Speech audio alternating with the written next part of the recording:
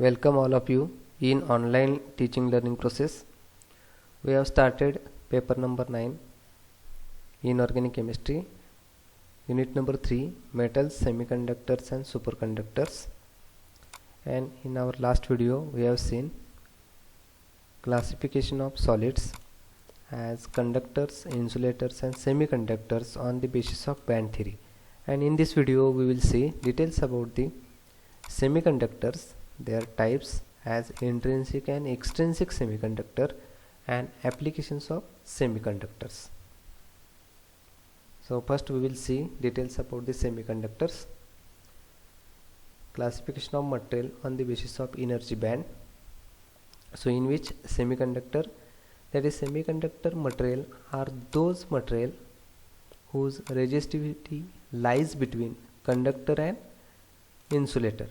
In semiconductor, valence band is full of electrons while conduction band is empty, but in this case energy gap is very small. With the application of small potential difference, electron can jump from valence band to conduction band easily. So these are the diagrams of semiconductors. So there is a small forbidden gap present between valence band and conduction band. So semiconductors show properties between conductors and insulators. They are insulators at absolute zero temperature, but their conductivity increases with rise in temperature. According to band theory, in semiconductors there is a small energy gap between valence band and conduction band. At low temperature, the thermal energy of electrons is insufficient to overcome the energy gap. If the electrons in valence band acquire some energy, they can be easily promoted to conduction band and can conduct electrical and heat energy. So there is a small forbidden gap between valence band and conduction band in case of semiconductors. Then next we will see types of semiconductors. So in the case of types of semiconductors can be classified as intrinsic semiconductors and extrinsic semiconductors. There are two main types of semiconductor, and extrinsic semiconductors are further classified as N-type semiconductor and P-type semiconductor. So overall semiconductor classified into intrinsic means intrinsic is pure semiconductors, and next one extrinsic means impure semiconductor, that is a P-type and N-type.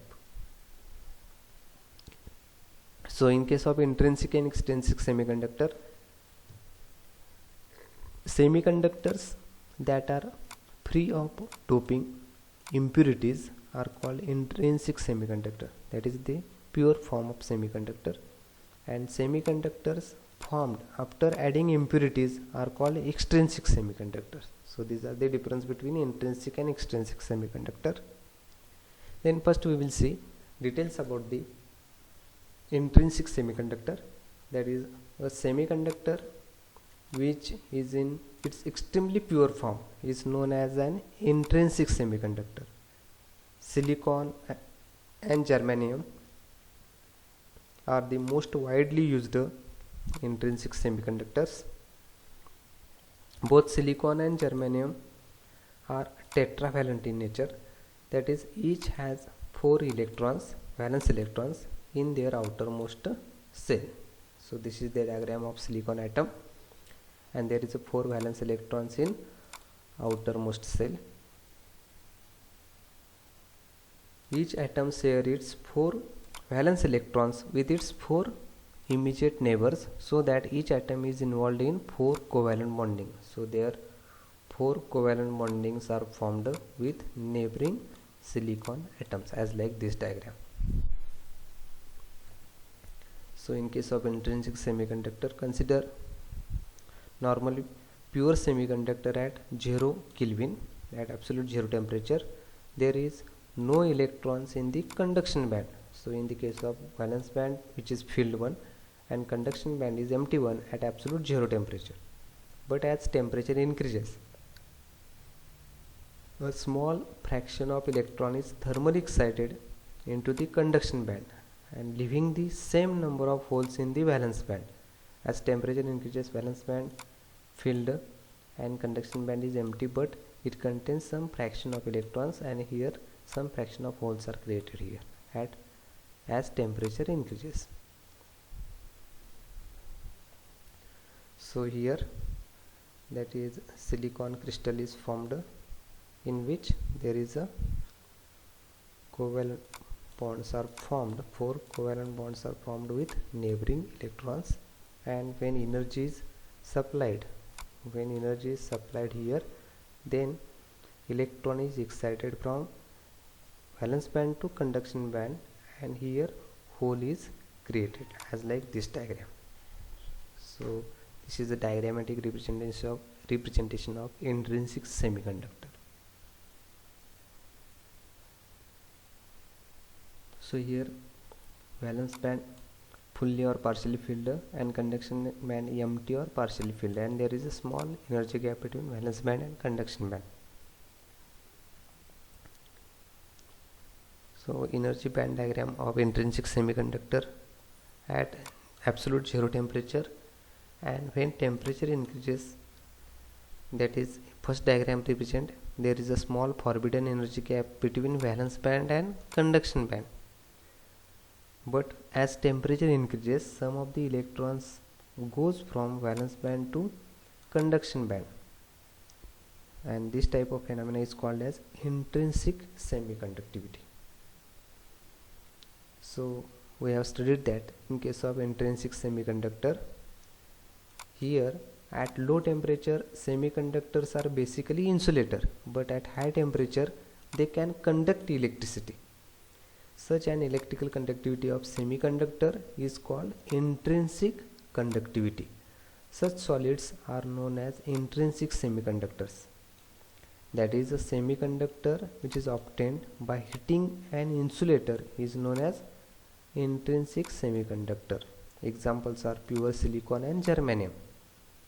The semiconducting action can be explained by taking typical example of silicon atom. The valence shell of silicon contains 4 electrons, that is silicon atomic number 14, and electronic configuration 1s2, 2s2, 2p6, 3s2, 3p2, that is 4 outermost electrons. In the excited state, configuration becomes to 3s1, 3px1, 3py1, 3pz1. So the silicon atom in crystal are linked with each other tetrahedrally as shown in figure below. So here silicon bonded with neighboring silicon tetrahedrally. So silicon crystal has insulator at low temperature, so there is a strong bonding with neighboring atom at absolute zero temperature. But as temperature increases, the electron is shifted from valence band to conduction band, and hole is created here. So at low temperature, 4 valence electrons of silicon are involved in covalent bonding. Thus free or mobile electron is not available. Therefore it acts as an insulator at absolute zero. At high temperature, silicon atom gets excited, releasing free electrons and creating hole as like diagram second, and under the influence of electric current, holes are filled by the added electrons, and free electrons move towards the positively charged electrode, that is holes move towards negatively charged electrode, that is electric supply is carried out. Thus conduction is carried out. This semiconducting action can be explained on the basis of band theory. A very small forbidden band gap is obtained between valence band and conduction band. So very small gap obtained between valence band and conduction band in pure silicon crystal. At low temperature it acts as an insulator, and at high temperature the electrons can easily jump from valence band to conduction band, and its overall phenomenon is called as intrinsic conductivity of silicon. So this is the details about the intrinsic semiconductor. So intrinsic semiconductor overall occurs in pure silicon crystal or germanium crystal, and intrinsic semiconductivity mainly depends on temperature phenomena. So overall comparison of intrinsic and extrinsic semiconductor.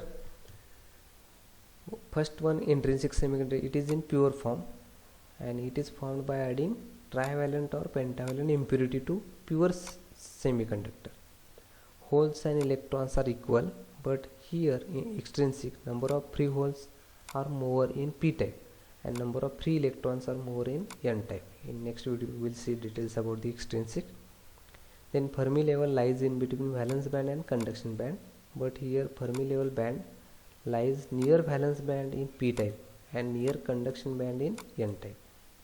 Then ratio of majority and minority carriers is unity, but ratio of majority and minority carrier is not unity, that is electrons and holes are uneven in case of extrinsic.